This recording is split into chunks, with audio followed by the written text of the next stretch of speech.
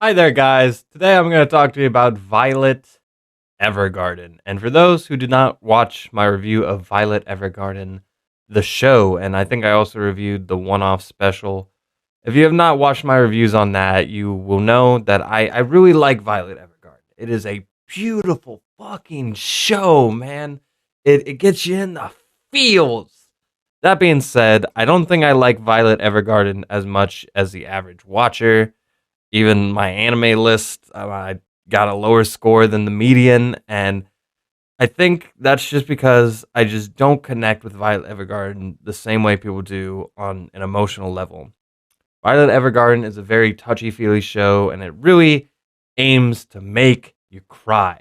There's a lot of really dramatic music with the most gorgeous animation with characters spilling their tears of joy and sadness, and I don't know. A lot of it to me, I just didn't feel invested in the characters, which ultimately is like the most important thing at the end of the day, right? A lot of the plot I just wasn't into, and there's just certain things I just didn't connect with. That being said, it's an undeniably amazing looking show. I could watch this show and this movie on mute and be completely satisfied.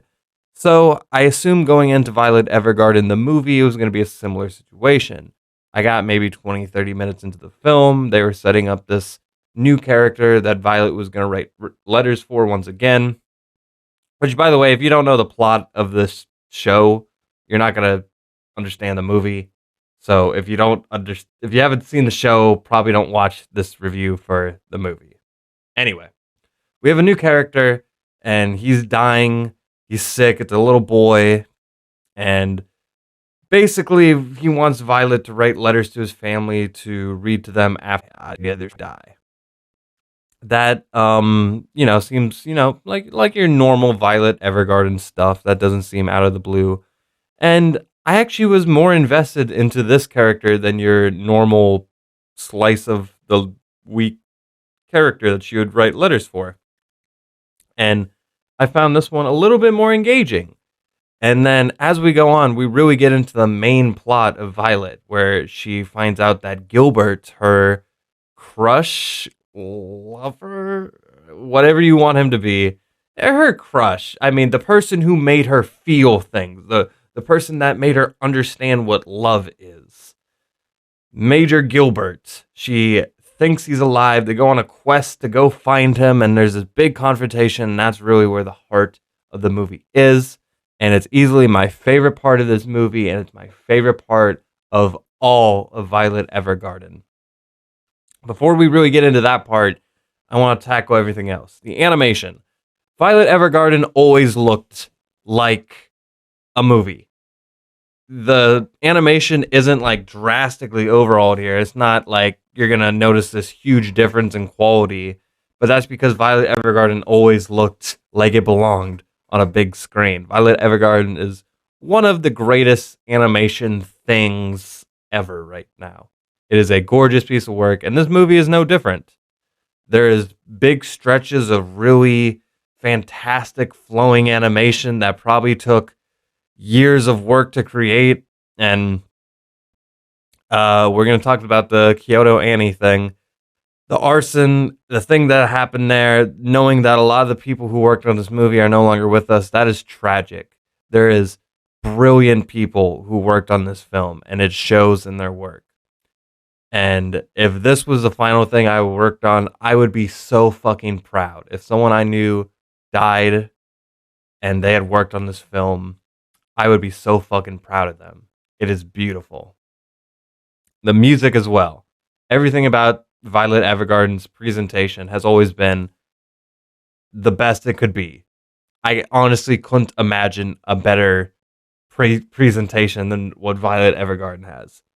That being said, the heart of this movie really is Gilbert and Violet finally, something that they teased like hell in the show, like those gut wrenching peaches where you scream at the TV, "Come on!" It was one of those, and it really delivered upon it, because really I didn't expect their meeting to really because like they would tease it, and like in the early episodes, I just didn't really care. I was like, okay, it's just a pretty boy. They're gonna probably fall in love and kiss and make out or whatever. They're gonna have little babies, and it was nothing like that. Gilbert, on an emotional level, was much different than I expected. The way they dealt with that was not what I expected. They do have their big cry off, their big showdown of tears, and they do what every teen melodrama show does and ends with people running towards each other and the feelings and the music. And oh my God, it's so beautiful. That being said, they do it wonderfully. And just kind of like where we began with Violet being this little robot doll girl who can kill 20 guys in 10 minutes, to where she is now. At the end of the movie, she is at her most emotional, and we've seen little bits of herself, a little personality in there, like a little wink at the camera. But now, in front of Gilbert, she is a actual person, full of emotion, and she is actually able to be the shoulder to cry on for him. She can be, um, she's not. It's not just a one-sided conversation anymore.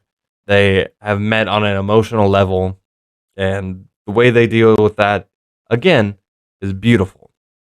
This movie literally changed my mind about it in its finale. I had a score in my head and everything, and it was like, get that shit out of here. We bumped it up. And I think a part of that is because Violet Evergarden just didn't work for me as a slice of life, not a slice of life, like an episode of the week kind of show, because that's really what it was. And I was watching so many characters I didn't care about just cry with emotional music. And I've seen shows like that before where, like, again, they just want you, it's a big tear jerker. They just want to catch you in the feels. And everyone who says that they cry in these episodes, I'll ask them, okay, what was that character's name? And they'll be like, and that's what I'm talking about. Like, as tear jerking as what I'm seeing is, just because I'm watching somebody cry doesn't make me cry, you know? Even if it is beautifully animated. That being said, as a movie, Violet Evergarden really worked for me. And knowing that it's like the finale, I love a good finale. If you know anything about me, you know I love good finales. So Violet Evergarden, I don't want to say I finally understand the hype and the appeal, because I always have. I think this is just a me thing.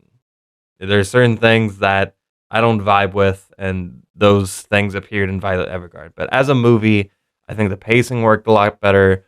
I think the finale finally like did what I wanted the show to do all the time, which was give Violet a little more emotion. It's not just the big sadness. There are little bits of her coming out too, and she's a fully realized character. Her costume design, her concept, everything, and you completely forget that she's also like a fighting machine in this movie. They don't really even touch upon that. Everything about her finally feels like, oh, she's come to her final form, and she's reaching adulthood here, and they ended very well. Like, you don't really know what's gonna happen to her, because like even male is going out of fashion uh during this time that the movie takes place in. So like you really don't know what's gonna happen with her and her career and Gilbert, and um just the way they have him on this poster, like it's all very clever. So I think I'm done gushing about Violet Evergarden. Thank you, Kyoto Annie, for this amazing piece of work, and I hope that there are many more to come. That being said, I'm going to give Violet Evergarden the movie an 8 out of 10 and a strong recommendation. That being said, thank you guys for watching. I have a lot of other anime reviews. Please watch my Violet Evergarden review. It was one of the first videos I put up when I was like, kind of relaunching this channel, if I remember right. Thank you again, and with that, I leave.